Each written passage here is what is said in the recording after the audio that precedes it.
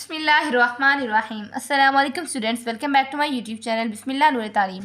तो स्टूडेंट्स, आज की इस वीडियो में हम लोग पढ़ने वाले हैं सेकंड ईयर नफ्सियात, सबक नंबर 1 का नमूनी नफ्सियात। इससे पहले वाली वीडियो में हम लोग जो है वो फर्स्ट हाफ चैप्टर के शॉर्ट क्वेश्चन जो है वो पढ़ चुके हैं। तो अगर आप लोगों को वो वाली वीडियो चाहिए तो आप लोगों को लिंक जो है वो डिस्क्रिप्शन में मिल जाएगा। उसके अलावा जो है वो उस वीडियो को मैं एंड स्क्रीन पर भी दे दूँगी। फ़िलहाल जो अब हमारी वीडियो है वो नेक्स्ट हाफ़ जो हमारा चैप्टर है नमूनी नफ्सियात को जो नेक्स्ट हाफ़ रहता था उसके हम लोगों ने शॉर्ट क्वेश्चंस या नोट्स बनाए हैं, तो आप लोग हैं इस वीडियो में यही पढ़ेंगे। तो स्टूडेंट्स, वीडियो को स्टार्ट करने से पहले चैनल को लाइक शेयर और सब्सक्राइब ज़रूर करें और साथ लगे बेल आइकन को भी ज़रूर प्रेस करें ताकि साथ न्यू आने वाली अपडेट जो है वो आप लोगों को मिलती रहे। तो चलिए इस वीडियो को स्टार्ट करते हैं। फर्स्ट शॉर्ट क्वेश्चन है समाजी नमूने की तारीफ़ करें। समाजी नमूने से मुराद बच्चों का दूसरे लोगों के साथ जान पहचान और मेल मिलाप की नमूने का मुकम्मल होना है।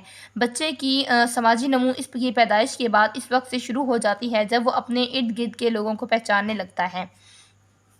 समाजी नमूने असल में क्या है, सोशल ग्रोथ कहते हैं इसको इंग्लिश में। तो इसमें क्या होता है कि जो बच्चे हैं वो दूसरे लोगों के साथ उनका जान पहचान होती है, मेल मिलाप बढ़ता है।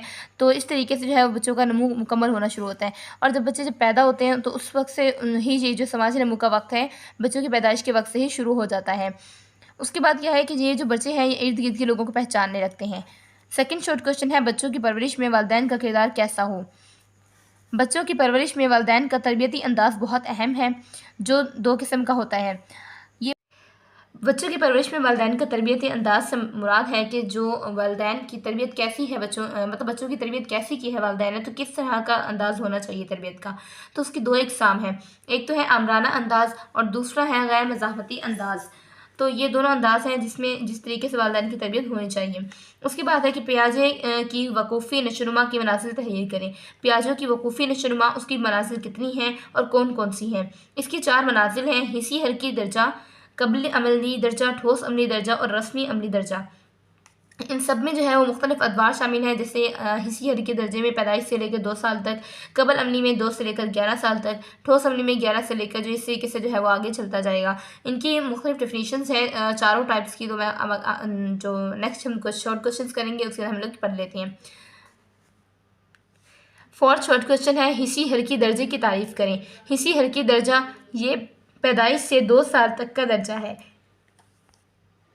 इस दौर में बच्चे तफक्कुर की निस्बत अपनी हरकी किरदार के ज़रिए दुनिया के बारे में इल्म हासिल करते हैं।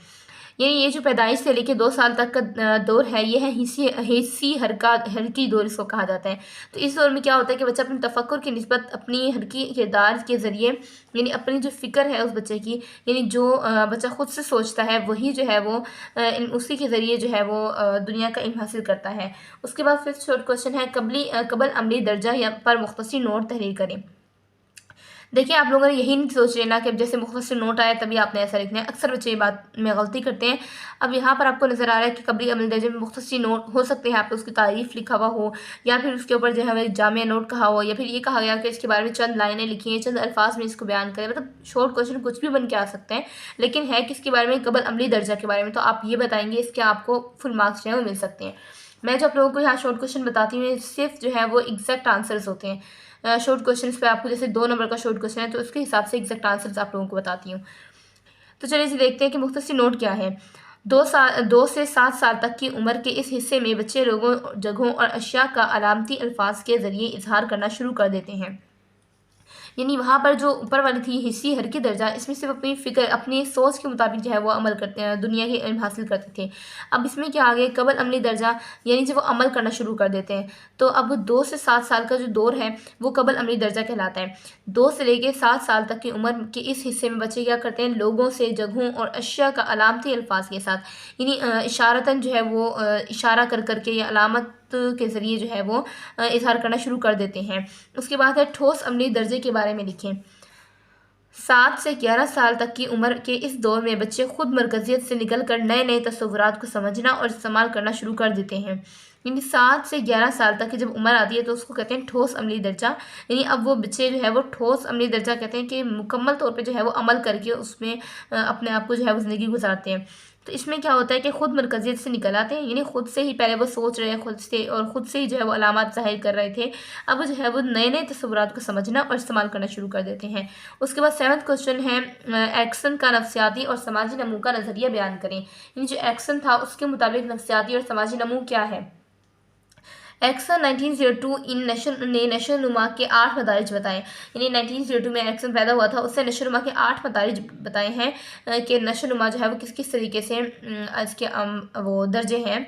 हर दर्जा ज़िंदगी के हर नए मोड़ पर बहरान में कामयाबी से निपटने पर मुनहसर है, यानी जो 8 मदारिज जिसने बताए हैं, 8 दर्जे बताए हैं, उसमें जो हर दर्जा ज़िंदगी के हर नए मोड़ पर जो है वो बहरान में कामयाबी से निपटने पर मुनहसर है, यानी जितने उसने दर्जे बताए वो सारे के सारे दर्जे ज़िंदगी में जैसे जैसे नए नए मोड़ आते जाएंगे तो वो उस पर कामयाबी से निपटने के लिए मुनहसर है।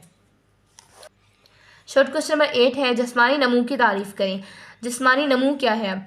जिस्मानी नशोनुमा और नमू एक ही मतलब रखती हैं। तो जिस्मानी नशोनुमा के मुताले में बचपन और लड़कपन की तरह बलोगत और बालगियत जैसे तमाम अदवार बहुत अहम हैं। ये इंसानी नशोनुमा के 3 पहलुओं में से एक अहम पहलू है। जिस्मानी नशोनुमा में क्या है कि बचपन, लड़कपन, बलोगत, बालगियत, ये सारे के सारे अदवार इसमें भी बहुत ज़्यादा अहम है और ये इंसानी नशोनुमा के 3 पहलुओं में से एक बहुत ही अहम पहलू है। जिस्मानी नशोनुमा एक बहुत ही अहम पहलू है इंसानी नशोनुमा के 3 पहलुओं में से। उसके बाद है 9th शोर क्वेश्चन, कोहलबर्ग अपने अखलाकी नमू का क्या नज़रिया पेश करते हैं। जो कोहलबर्ग था उसने अखलाकी नमू के बारे में क्या नज़रिया पेश किया। कोहलबर्ग ने अखलाकी नमू की तारीफ़ करते हुए कहा कि अखलाकी नमू इंसाफ को कबूल करने की हिस्स की नमूई हालत है, यानी जो अखलाकी नमू इंसाफ को कबूल करने, जो इंसाफ है उसको कबूल करने के लिए नमूई हालत है। उसके बाद 10th शॉर्ट क्वेश्चन है, हिस्सी और अदरा की नमू के बारे में आप क्या जानते हैं। साख्त के लिहाज से हिस्सी और अदरा के बारे में पूछा जा रहा है, यानी जो हिस्से हैं, हिस्से यानी सेंसेस को कहते हैं, जो सेंस ऑर्गन्स होते हैं उसके हिसाब से जो सेंसेस हमारी हैं तो उनके बारे में पूछा जा रहा है। तो साख्त के लिहाज से बच्चे के बेशतर हिस्सी अज़ा पैदाइश से पहले ही बन जाते हैं और पैदाइश के फ़ौरन बाद ये अज़ा काम करना शुरू कर देते हैं। उसके बाद है 11th शॉर्ट क्वेश्चन, दर्जा हरारत की हिस्स के बारे में बताएं, यानी जो टेम्परेचर की हिस्स होती है, यानी कि जैसे ठंडा गर्म बच्चों को महसूस कब होना शुरू होता है, किस एज में वो ठंडा गर्म को महसूस कर सकते हैं। उसके अलावा जो है वो पहचान करना कि दर्जा हरारत की पहचान बच्चों को कैसे होती है। दर्जा हरारत के लिए हसासियत पैदाइश से पहले ही मौजूद होती है, यानी जब बच्चा पैदा नहीं हुआ तो उससे पहले ही उसके अंदर जो दर्जा हरारत है, टेम्परेचर है, उसकी हिस्स होती है, उसको पहचान सकते हैं। ये हकीकत है कि वो बच्चे जो वक्त से पहले पैदा हो जाते हैं बर वक्त पैदा होने वाले बच्चों की तरह नामुनासिब दर्जा हरारत का दूध पीने से इनकार कर देते हैं, यानी अगर दूध ठंडा है तभी बच्चे को पता चल जाता है वो नहीं पीता, और ज़्यादा गर्म हो तभी वो बच्चा नहीं पीता, तो उसको जो है वो नामुनासिब दर्जा हरारत का दूध पीने से वो इनकार कर देता है। 12th शॉर्ट क्वेश्चन है, जायका और शामा की हिस्स के बारे में लिखें। सबसे पहले तो आप ये सुन लें कि जायका क्या है और शामा क्या है। जायका कहते हैं कि जायका तो आपको पता है टेस्ट को कहते हैं, मीठा, नमकीन और खट्टा, कड़वा, इस तरह का जो जायका होगा। शामा के बारे में बच्चों को नहीं पता होता। शामा कहते हैं स्मेल करने को, ये सूंघने को।